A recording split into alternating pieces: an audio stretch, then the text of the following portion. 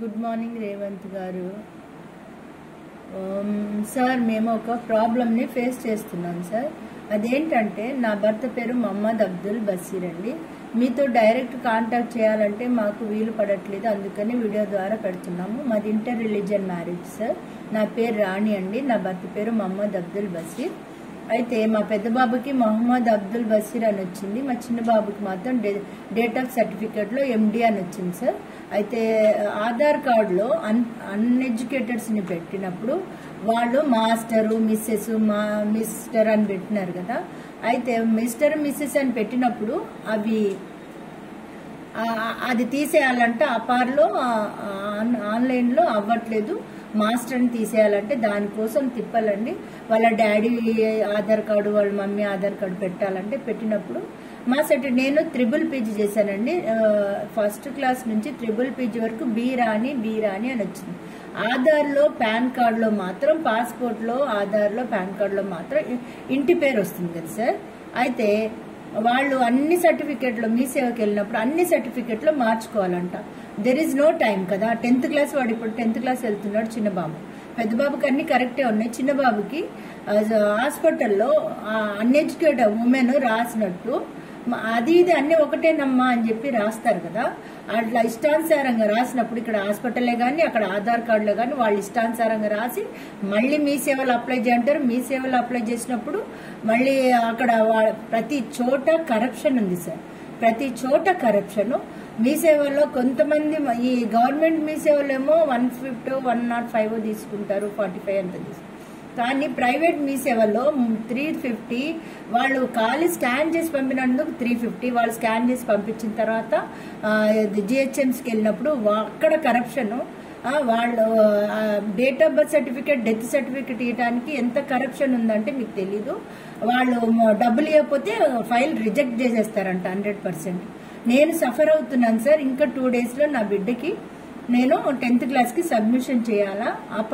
Master అని ఉంది కాబట్టి రావట్లేదండి స్కూల్లో. మళ్ళీ ఎండి తీసేస్తే MOHMMED అని ఉంటే మహమ్మద్ అని ఫుల్ ఉంటేనే ఇస్తామని. ఇవన్నీ సార్ చాలా ఇబ్బంది పడుతున్నాను. సెకండ్ టైం కరెక్షన్ ఉండదని.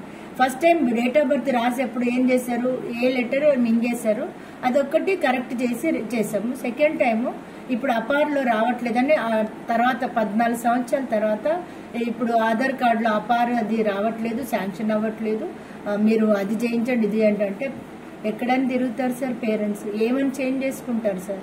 స్కూల్ రిపోర్ట్ అన్ని ఎవరు మారుస్తారు సార్. మేము ఎట్లా మార్చుకుంటాం సార్. మా భవిష్యత్తు ఎట్లా అయిపోయింది, మేము ఎట్లా మార్చుకుంటాం అన్ని. ఒక్క లెటర్ మార్చడానికి MOMD Mohammed, MOHD Mohammed, MOHMMED Mohammed, ఇవన్నీ ఒకటే కదా సార్. ఒకటే అన్నప్పుడు ఎందుకు మళ్ళీ చేంజ్ చేయట్లేదు. మీ సేవలో అన్ఎడ్యుకేటెడ్ ఉమెన్స్ని పెట్టి మా లైఫ్ని అంతా స్ట్రగుల్లో చేసేస్తున్నారు సార్. వాళ్ళు అసలు మగవాళ్ళకి ఎంత ఓపికలు ఉన్నాయి సార్, ఆడవాళ్ళకి అసలు ఓపికనే లేదు. ఓపిక లేని వాళ్ళకి అసలు ఉద్యోగాలు ఇవ్వద్దు సార్. అసలు మా ఐడీలు పోతే మా ఐడీలు బ్లాక్ అవుతాయి అనేసి వాళ్ళు మేము అంటున్నాము. మీరు పంపండి మేడం, రిజెక్ట్ అయితే మళ్ళీ మేము చూసుకుంటా అన్నా కూడా పంపట్లేదు సార్. గత నెల రోజుల నుంచి నేను పిచ్చి దానిలాగా తిరుగుతున్నాను సార్. నా బాధ వేదన మీ వరకు రావాలని అనుకుంటున్నాను సార్. ఈ వీడియో ఎవరైతే విన్నారో వాళ్ళంతా దయచేసి చీఫ్ మినిస్టర్ వరకు వెళ్ళేటట్టు చూడండి. వీలైతే ప్రధానమంత్రి వరకు కూడా వెళ్ళండి. ఎందుకని మా జీవితం కాదు, ప్రతి ఒక్క బిడ్డ ఆధార్ కార్డులో అదేమంటారు సార్, మైత్రి వర్ణంలో చూస్తే ఎంతమంది బిడ్డలు, ఎంతమంది అదేమంటారు క్రూషియల్గా వాళ్ళు అసలు ఊపిరాడకుండా ఉంది. ఎన్ని రోగాలు ఉంటే ఎంతమందికి ఎన్ని రోగాలు లైన్లు కడతారంట. టోకెన్కి ఒక రోజు అంట, మళ్ళీ ఆ టోకెన్ తీసుకెళ్ళటానికి 2 రోజులు 3 రోజులు వెయిట్ చేయాలంటే వాళ్ళ వరకు వచ్చేసరికి వాళ్ళు బంద్ అయిపోతుంది.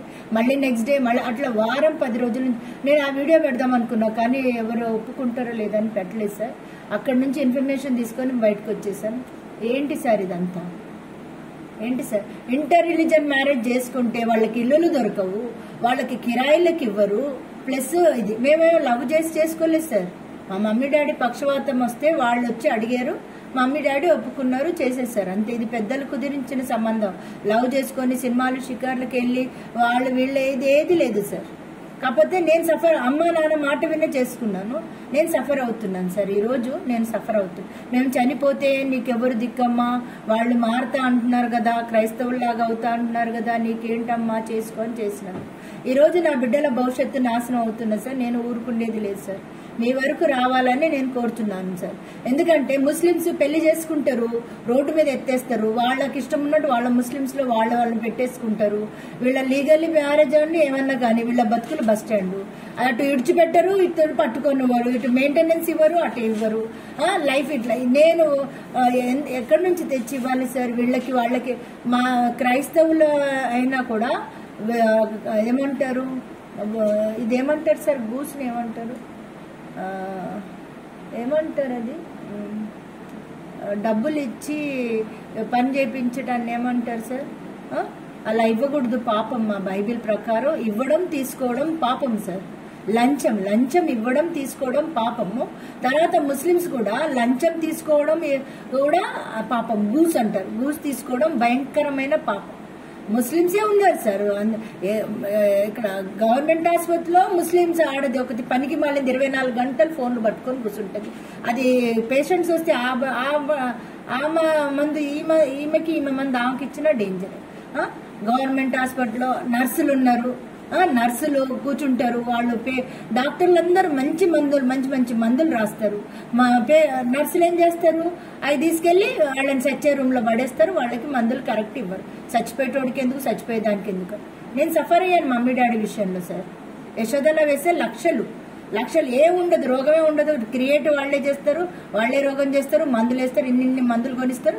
అవన్నీ మందులన్నీ తీసుకెళ్లి మెడికల్ షాప్ లో ఇచ్చుకుంటారు. మళ్ళీ ఇవన్నీ సర్కిల్ అనమాట, రొటేట్ చేస్తుంటారు. బకరాగాళ్ళు ఉంటే బలి అయిపోతుంటారు. అలా ఎక్కడ సార్, ఎక్కడ న్యాయం జరుగుతుంది? మీరు ఇవన్నీ పట్టించుకోండి సార్ దయచేసి. ఇవన్నీ పట్టించుకోండి. We have so many ministers కదా సార్. మెడికల్ గా కానీ గవర్నమెంట్ హాస్పిటల్ ఎలా జరుగుతుంది, ఎక్కడెక్కడ లంచాలు తీసుకుంటే అక్కడక్కడ వాళ్ళకి పనిష్ చేయండి సార్. చంద్రబాబు నాయుడు గారు చేశారు కదా అప్పుడు, అలాంటి పనిష్ చేయండి సార్. చాలా సఫర్ అవుతున్నాం సార్. ఇప్పుడు మీ సేవలో అట్లా తింటున్నారు. మళ్ళీ సార్ అన్ని కరెక్ట్ ఉంటే ఏమంటారు, స్కూల్లో కానీ డేట్ ఆఫ్ బర్త్ అన్ని కరెక్ట్ ఉన్నాయి అనుకోండి, వాళ్ళు మీ సేవ వాళ్ళు ఒకటి తీసుకోవాలి కదా, 45 రూపీస్, 105, 150 తీసుకోవాలి కదా. 350, 400, 250 అలా ఎందుకు తీసుకుంటారు సార్? మేము ఇంతే, మాది ప్రైవేట్ అంటున్నారు. అది అయిపోయిందా? మళ్ళీ వీళ్ళేమో అఫిడవిట్ ఎందుకు కొట్టాలి సార్? మాటికి అఫిడవిట్. అక్కడ పాన్ కార్డు ఇచ్చేటప్పుడే మా సర్టిఫికెట్లు పెడితేనే పాన్ కార్డు ఇస్తారు, ఆధార్ కార్డు ఇస్తేనే మాది వీఆర్ ఇండియన్స్ అని తెలుస్తుంది. మళ్ళీ అన్ని సర్టిఫికేట్ పెట్టాలి, మళ్ళీ అఫిడవిటీలు అవన్నీ గస్టెడ్ ఆఫీసర్ సైన్ స్టాంప్ కావాలంటే వాళ్ళకి డబ్బులు. ఇవన్నీ ఏంటి సార్? అసలు ఏంటి సార్? లోకం ఏమైపోతుంది సార్? బిడ్డల భవిష్యత్తుతో ఆడుకుంటున్నారు సార్. ఇది ఒక్కటైతే మీరు కుదిరించండి సార్. ఎండి అంటే మహమ్మద్, ఎంఓహెచ్డి అంటే మహమ్మద్, ఎంఓహెచ్ఏ, ఎంఎంఈడి అంటే మహమ్మద్. ఈ 3 ఉన్నాయి కూడా శాంక్షన్ అయ్యేటట్టు చూడండి సార్ ప్లీజ్ సార్. నేనే కదా సార్, చాలా మంది సఫర్ అవుతున్నారు. వేరే కులస్తులు ముస్లింస్ చేసుకుని చాలా సఫర్ అవుతున్నారు సార్. ఒక పక్క ఇది, రెండో పక్కన ఆధార్ కార్డు దగ్గర పనికి మాలిన అన్ఎడ్యుకేటర్స్ ని కూర్చోబెట్టకుండా చదువుకున్న వాళ్ళని కూర్చోబెట్టండి సార్. డేట్ ఆఫ్ బర్త్ ఇచ్చే దగ్గర హాస్పిటల్స్ లో డేట్ ఆఫ్ బర్త్ రాసే వాళ్ళ దగ్గర అది వాళ్ళు రాసిస్తారు కదా సార్ పుస్తకంలో, అక్కడ అన్ఎడ్యుకేటర్స్ కూర్చోకుండా చేయండి సార్. లేదా ట్రైనింగ్ ఇచ్చి కూర్చోబెట్టమనండి సార్. వాళ్ళిద్దరు చేసే ఒక్కొక్క తప్పుకి, ఒక్కొక్క లెటర్ కి మేము యాజ్ ఎ పేరెంట్స్ గా మేము చాలా బాధపడుతున్నాం సార్. దయచేసి సార్ ఇంకొక రోజే ఉంది సార్. 10th క్లాస్కి ఎగ్జామ్, ఇప్పుడు 9th ఎగ్జామ్స్ అవుతుంది, 10th వెళ్ళిపోతారు. ప్లీజ్ సార్, మా బిడ్డల భవిష్యత్తు మీ చేతిలో ఉంది సార్. నేను ఎంఏ, ఎంబీఏ, బీఎడ్ స్పెషల్ చేసి కూడా ఉద్యోగం లేకుండా బాధపడుతున్నాను సార్. నా లైఫ్ అంతా బాధపడుతున్నాను సార్. గవర్నమెంట్ జాబ్ కోసం చూస్తే ప్రైవేట్ స్కూల్లో అంటే 30+ ఉంటే తీసుకోరండి. ఈ మధ్య ట్రెండ్. యవనస్తులు పిల్లల్ని కొడతారు, తిడతారు. 30+ ఉన్న వాళ్ళకే కదా సార్ పేషెన్స్ ఉంటుంది. వాళ్ళు పెళ్లి చేసుకుని పిల్లల్ని కానీ వాళ్ళ పేషెన్స్ వాళ్ళ దగ్గరే ఉంటుంది కదా. ఉద్యోగాలు ఇస్తే అప్పులు సప్పులు ఉండవు కాబట్టి వాళ్ళ భవిష్యత్తు వాళ్ళు బతుకుతారు కదా సార్. ఇంకోటి, ఆనాడు తల్లి ఇంట్లో కూర్చుంటుండే, తండ్రి కష్టపడేవాడు కదా సార్. ఒకటే పెళ్ళ ఉండేది. ఈ రోజులో ట్రెండ్ అయిపోయింది. ఒక్కొక్కడికి 4-5, ఆడదానికి 4-5, మగోడికి 4-5. కానీ మంచి వాళ్ళ భవిష్యత్తు సర్వనాశనం అయిపోతుంది సార్. ఇలాంటి స్థితి వచ్చేసింది. ప్లీజ్ సార్ మీరు దయచేసి ఇంటర్ రిలీజియన్ మ్యారేజ్ చేసుకున్న వాళ్ళకి సెక్యూర్ ఉంచండి సార్. అంటే మీకు బలిసిపోయి మేము లవ్ మ్యారేజ్ చేసుకుంటే మేము సెక్యూర్ ఇవ్వాలా? అది కాదు సార్. ఇది ఒకటే కులం ఒకటే మతం, చస్తే భూమిలోకి వెళ్తాం, బతికితే భూమి మీద బతుకుతాం సార్. అంతేనా? ఉన్నప్పుడు ప్రతి మనిషిని ఆదరించడం, ప్రేమించడం, గౌరవించడం, క్షమించడం, ఇదే కదా సార్ కులం మతం. అందరికి వస్తే రక్తం ఒకటే వచ్చింది సార్. బొట్టు పెట్టుకుంటే హిందూ, కాషాయం వేస్తే హిందూ, వైట్ డ్రెస్ వేస్తే క్రిస్టియన్, గ్రీన్ డ్రెస్ వేస్తే ముస్లిం, ఇంతే కదా సార్. ఎవరేమి పుట్టినప్పుడు ఏం పట్టుకురాలే, ఏం పట్టుకుపోరు కదా సార్. నాకు కాంగ్రెస్ అంటే చాలా ప్రేమ. ఎందుకంటే మా నాన్నగారు పుట్టినప్పటి నుంచి కాంగ్రెస్, మా తాతలు ముత్తాతలు కాంగ్రెస్. అందుకనే కాంగ్రెస్ ఉంది కాబట్టి మేము ప్రార్థన చేశాం. మీరు అందరు మంత్రుల్లో ఎవరు మాకు తెలంగాణ